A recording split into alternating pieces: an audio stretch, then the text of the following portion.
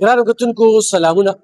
علب خان شیرپا ویلفیر فاونډیشن د خپل وس مطابق دغه بېوسه خلکو سره امداد هم جاري ساتلی دی او چې نشي کولی تاسو ته یې در وړاندې داسې خلکه چې هغه غواړي چې موږ د دغه شانتې خلکو سره مدد وکړو. نو دا یوه تورسرې یو خورکې د هغه جهانګیري نه سهار را روانه شوې ده، چارسدې ته ورسېدله او بیا به دفتر ته راتلله. دفتر نه ځان سره سوړي مو، خو دفتر لرې دی. نو موږ ولې لار ته رالو او همدلته کې ورسره په دغه لار کې ویډیو کوو. د جهانګیري یې جی څه به وایې؟ بس زما وروره زما یو لور وه، هغې ته د وینې تکلیف و، هغې به وینه ختله وه ده، هغه زما نه وفات شوله. بس د هغې نه بعد چې وروره زما زه کونډه یم، زما هېڅ سره نشته دی، زه ډېره بې اسره یم. د هغې را باندې لږ ګور کفن پاتې دی. بس په لار کې چې څنګه تاسو سره ودرېدم داسې په لار کې مې هغه کړی ده، د هغې ګور کفن را باندې پاتې دی او د هغې بس لږه قبر چې وله پوښ کړم، بارانونه ډېر زیات دي.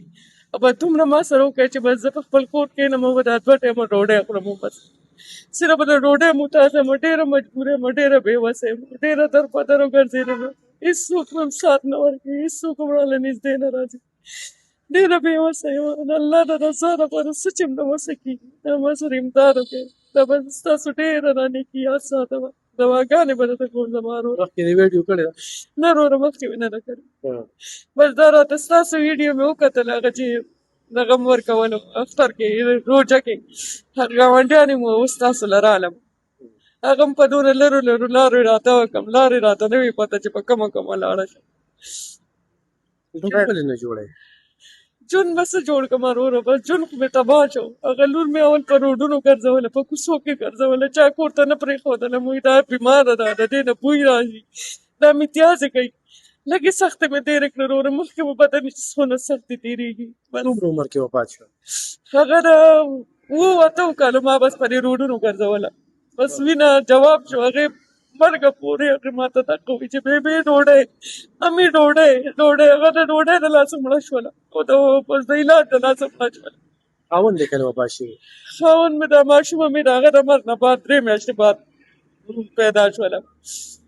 دې لور سره یې دا دومره ژوند تېر کړ؟ دا دونه ژوند مې د دې سره تېر کړو او مخکې راته ستاسو پته نه وه، خو ما ته پته وه وروره، څه پته لګي چې تا نه راغلی وو، زما د اولاد بد شوی وو. خو بس داسې خلک شته چې هغه همدې ته ناست دي. هغه د لږې د لاسه او د وینې د لاسه مړه شوله وروره، خو ما ته پته وه زه به تا له مخکې راغلې وم وروره، کره یې به نه وه زه به تا له پیاده راغلې، څه پته لګي زما د اولاد بد شوي وو. ستاسو عمر به څومره وي؟ زما 30 کاله عمر. د الله د رضا لپاره ما سره دومره مدد وکړئ چې دا قرض به ما ختم شي.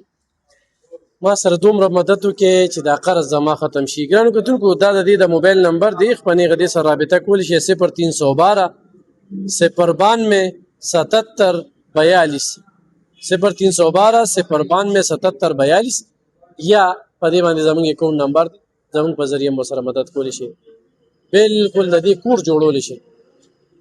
څه پته لګي چا سره یې قسمت وي، خو ضرور ورسره مدد وکړئ، ډېره مننه، خوشحاله اوسئ.